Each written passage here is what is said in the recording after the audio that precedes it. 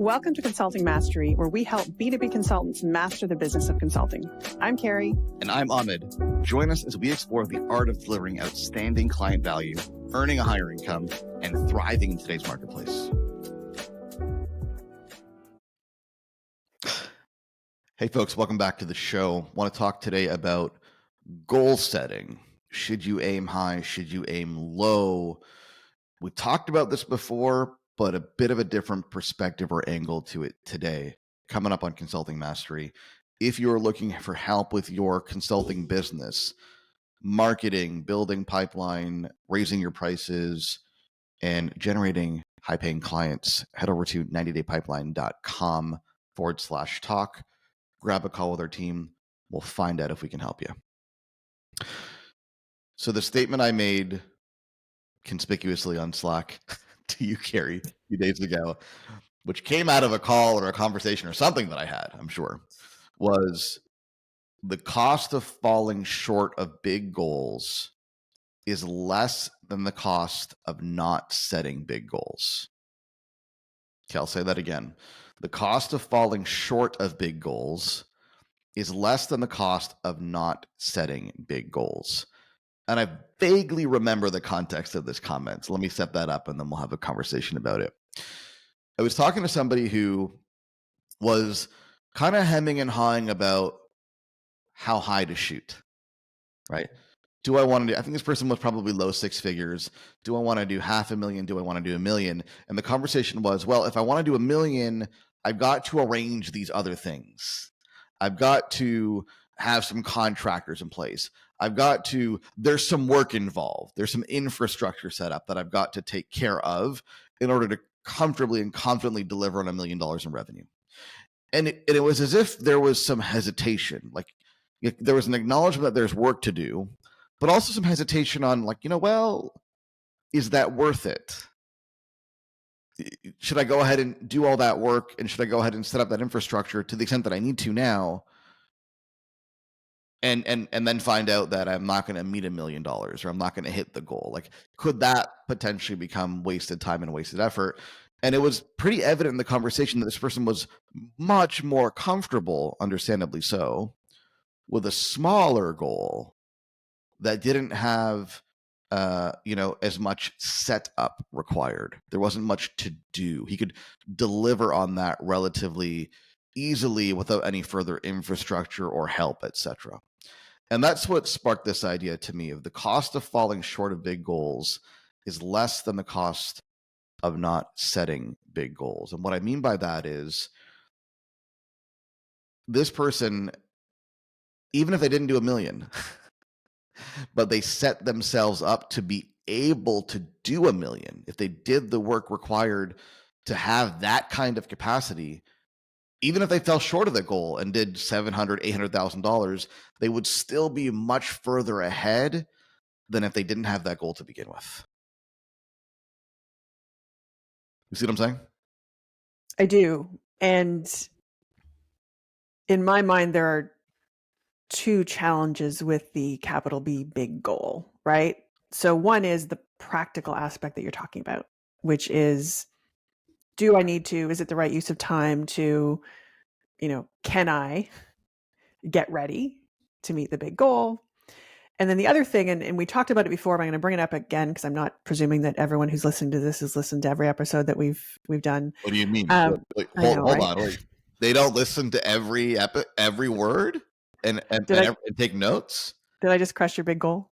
I think you should have more faith in our listenership, Carrie. I'm offended on their behalf. So let's remind the listeners then that a lot of this comes from self-protection, right?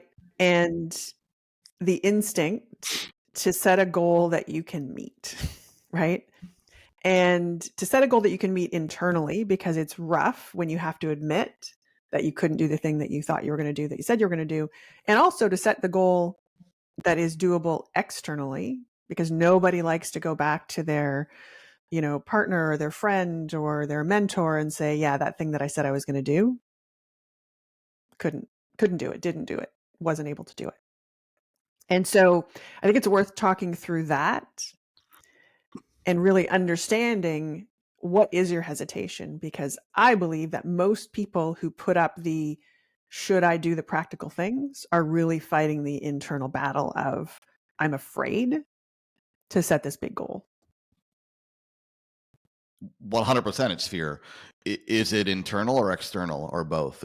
Are they afraid of letting themselves down or letting others down? Well, this is where my non-existent psychology degree comes in and tells me this is an it depends, I believe, right? So most people probably have both. And I think some people are much more driven by the external view. And they may even have an internal big goal that they're afraid to say out loud, right? And then there are others who are, so consumed by even disappointing themselves.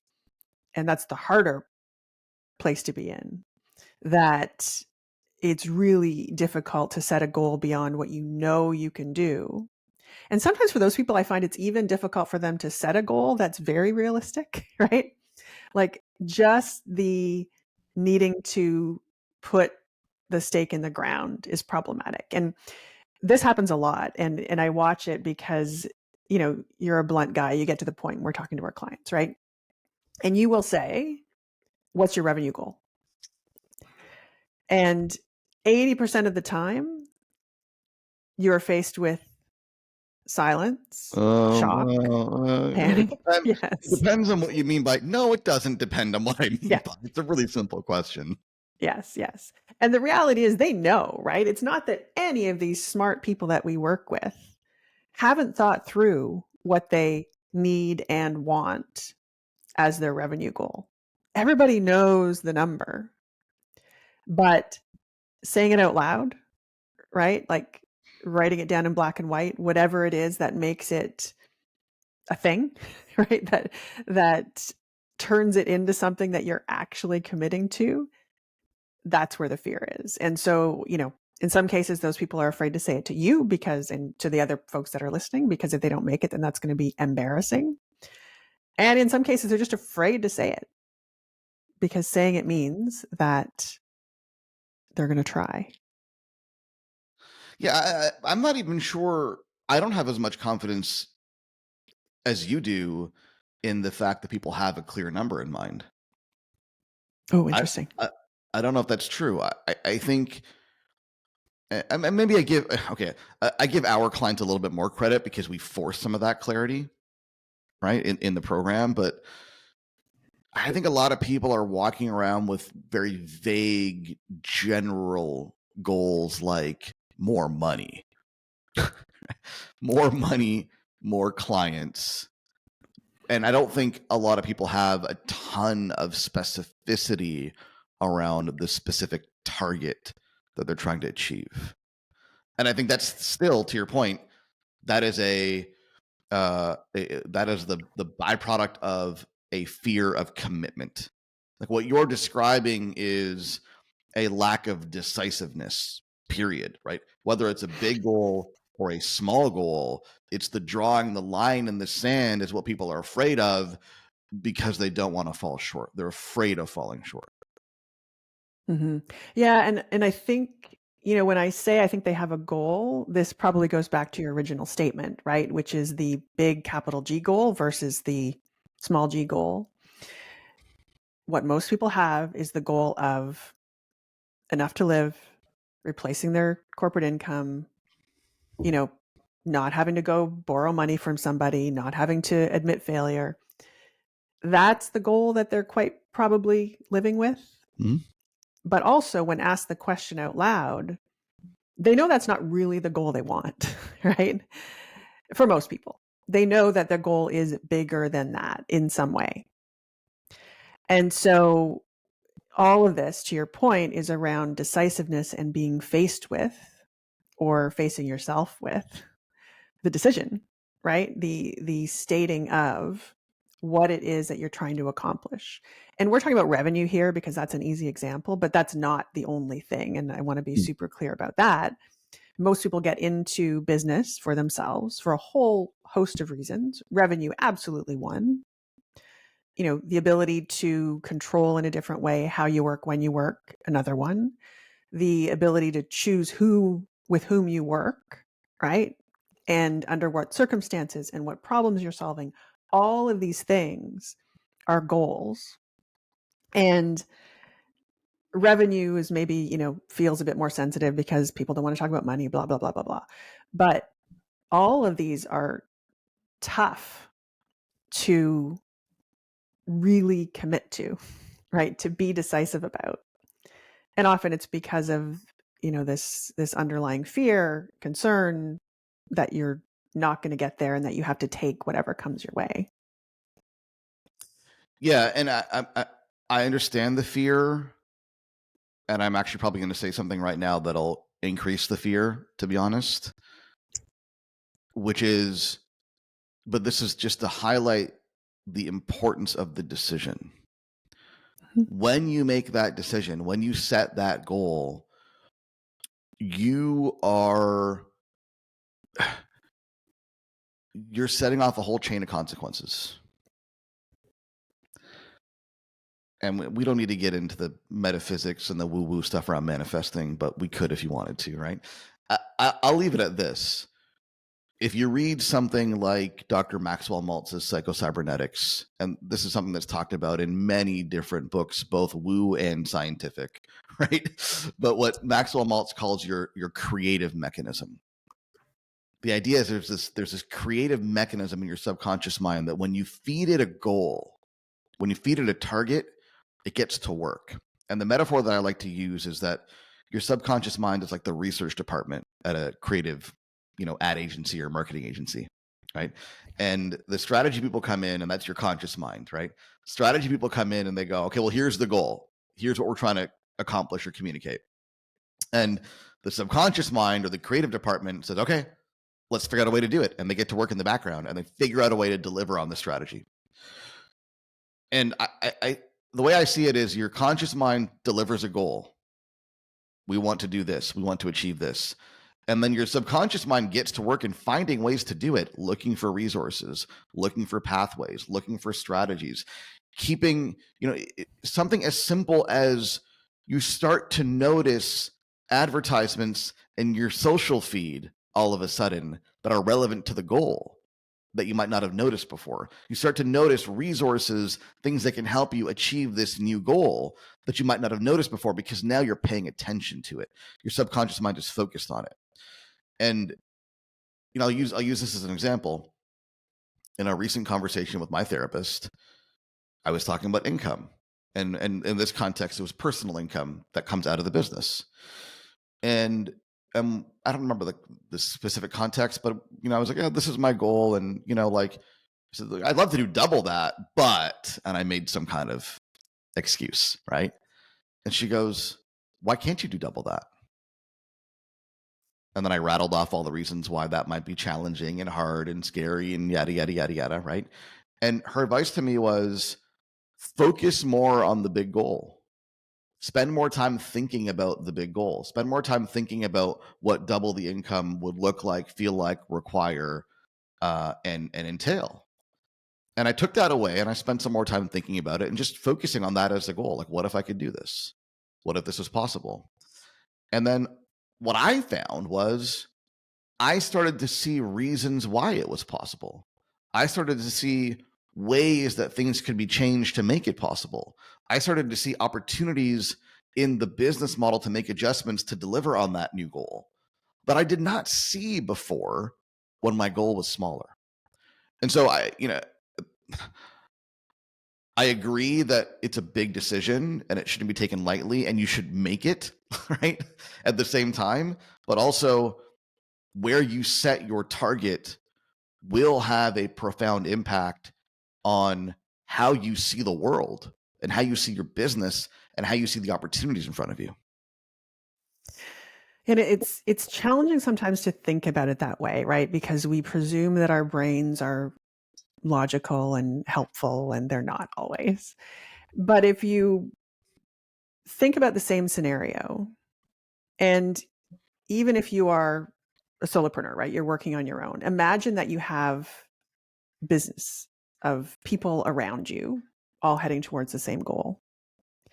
If you walk through the office saying, I'm going to stick to revenue again, only because it's simple, not because it's the only decision. But if you walk through the office saying, we're going to make $60,000 this year, everyone around you is going to orient all of their solutions, exactly what you're saying, right? But very quickly to the $60,000. If you walk through the office saying, we are going to make $400,000 this year, immediately every single person who hears that message has to adjust their framing. And so, if you think about the phrase that, be careful what you say because your mind is going to hear you, right? I don't think I quite got that right, but be careful what you say, be careful what words you use because you are going to hear yourself. If you can think about yourself as separate in some ways, right? And recognize that you are still feeding the narrative, feeding the decisions, feeding the direction. It's just that it's all happening in between your ears. But I would say that it is, even more important than it is when you are leading people, because at the very least, you can give people specific direction.